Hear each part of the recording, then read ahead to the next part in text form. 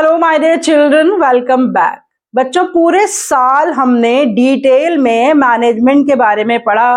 Management के features, levels, objectives, functions of management और बहुत कुछ मैनेजमेंट के बारे में। लेकिन अब जब हम रिवीजन कर रहे हैं तो हमारे सामने कभी कभी एक ऐसी केस स्टडी आ जाती है या एक ऐसा क्वेश्चन आ जाता है कि जिसको अटेम्प्ट करने में हमें अभी भी दिक्कत परेशानी आती है। उसका रीजन ये है कि हमें कुछ कीवर्ड्स, कुछ इंपॉर्टेंट वर्ड्स आइडेंटिफाई करने में परेशानी आती है। इसी वजह से हमें वो क्वेश्चन मुश्किल लगता है या फिर हम उसे सही ढंग से अटेम्प्ट नहीं कर पाते। आज के लेक्चर में बच्चों में एक ऐसा इंपॉर्टेंट फीचर ऑफ मैनेजमेंट आपके सामने डिस्कस करने वाली हूं जो कि सिंगल फीचर पे 6 नंबर का question, full flesh question, subjective question या केस स्टडी पूछी जाती है। और वो पर्टिकुलर फीचर क्या है? That management is multi dimensional. तो मैनेजमेंट को हम मल्टी डायमेंशनल क्यों कहते हैं? मैनेजमेंट की कितनी डायमेंशंस होती हैं? हर एक डायमेंशन कैसे एक दूसरे से जुड़ी हुई होती है? और हर एक डायमेंशन को कौन से कीवर्ड से हम आइडेंटिफाई कर सकते हैं, ये सब आज के लेक्चर में हम डिस्कस करेंगे। तो वीडियो को बिल्कुल एंड तक देखिएगा। मैं गारंटी देती हूं कि अगर आप इस वीडियो को एंड तक देख लेंगे तो एक एक इंपॉर्टेंट कीवर्ड जो कि इस मैनेजमेंट फीचर से रिलेटेड है और इस फीचर से रिलेटेड अगर आपसे कोई सब्जेक्टिव लॉन्ग क्वेश्चन भी पूछा जाएगा तो you will be able to answer it well.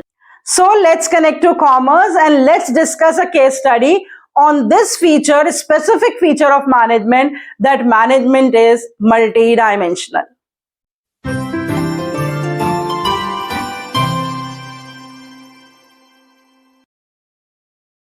जब बच्चों हम मैनेजमेंट के मल्टी डायमेंशनल नेचर की बात करते हैं तो 3 इंपॉर्टेंट डायमेंशंस होती हैं मैनेजमेंट की, and they are called as management of work, management of people and management of operations. अब हर एक इंपॉर्टेंट डायमेंशन को मैं अलग अलग भी एक्सप्लेन करूंगी और कलेक्टिवली भी एक्सप्लेन करूंगी with the help of the keywords. आप बहुत ध्यान से सुनिएगा और वीडियो को बिल्कुल एंड तक देखिएगा। और इससे पहले जब हमने चैप्टर 1 के all the features of management discuss करे थे तो भी मैंने ये इंपॉर्टेंट कीवर्ड्स आपको बताए थे, पर क्योंकि सारे फीचर्स एक साथ डिस्कस करे थे तो इतना डिटेल में मैं एक्सप्लेन नहीं कर पाई थी। तो आप उन वीडियो लेक्चर्स को भी देखिए जहां पर ये सारे फीचर्स मैंने एक्सप्लेन कर रखे हैं।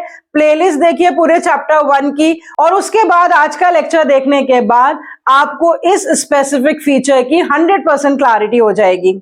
सबसे पहले देखिए बच्चों, मैनेजमेंट ऑफ वर्क से रिलेटेड क्या क्या इंपॉर्टेंट कीवर्ड्स हैं कि the work means the purpose of existence for any organisation. हर ऑर्गेनाइजेशन जो है वो कुछ काम करने के लिए बनाई जाती है जो कि उसकी बेसिक एक्टिविटी होती है, जो कि उसकी एग्जिस्टेंस का पर्पस होता है। जैसे स्कूल का पर्पस क्या होता है? To provide education. हॉस्पिटल का काम क्या होता है? To treat the patients.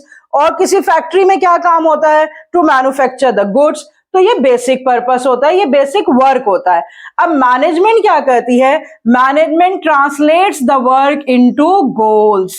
तो सबसे पहला जो कीवर्ड आपको ध्यान में रखना है कि मैनेजमेंट ऑफ वर्क से related, that management translates the work into goals. उस काम को गोल्स में कन्वर्ट कर देती है मैनेजमेंट और फिर उन गोल्स को अचीव करने के लिए काम होता है। तो जो फंक्शंस ऑफ मैनेजमेंट हमने पढ़ रखे हैं ना बच्चों, 5 फंक्शंस, उसमें से 3 स्पेसिफिक फंक्शंस जो हैं वो मैनेजमेंट ऑफ वर्क से रिलेटेड होते हैं। Planning of the work, organising of the work and controlling of the work. So जो वर्क से रिलेटेड डायमेंशन होती है वो किस चीज पे हाईलाइट करती है? That what is to be done. So the important keyword about the management of work is what is to be done, converting work into goals, and the 3 important functions: planning, organizing and controlling. Come to the next dimension, that is the management of people. Management of people में सबसे important word होता है who is to perform the work. जैसे management of work में हमने देखा कि goals बना दिए गए। अब उन गोल्स को अचीव कौन करेगा? डेफिनेटली लोग करेंगे। तो उन लोगों को मैनेज करना पड़ेगा। अब लोगों को मैनेज करने के लिए कीवर्ड्स क्या होंगे? Human resource management, getting the work done by people, और यहाँ पे मैंने एग्जांपल्स लिख दिए। तो लोगों को अपॉइंट करना पड़ेगा, उन्हें ट्रेन करना पड़ेगा, उनको डायरेक्शंस देनी पड़ेंगी।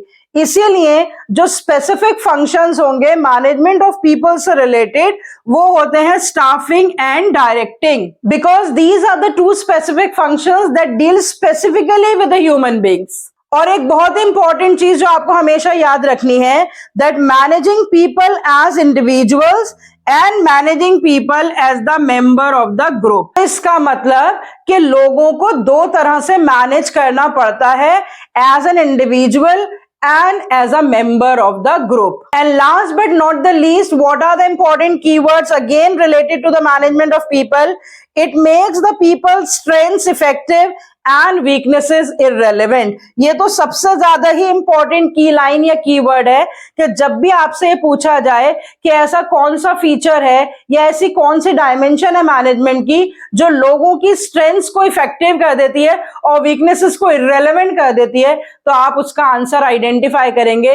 It is a dimension that is related to management of people, क्योंकि उन्हीं के स्ट्रेंथ्स और वीकनेसेस से रिलेटेड ये बात हो रही है। Come to the last, that is the third part of the dimension, that is management of operations.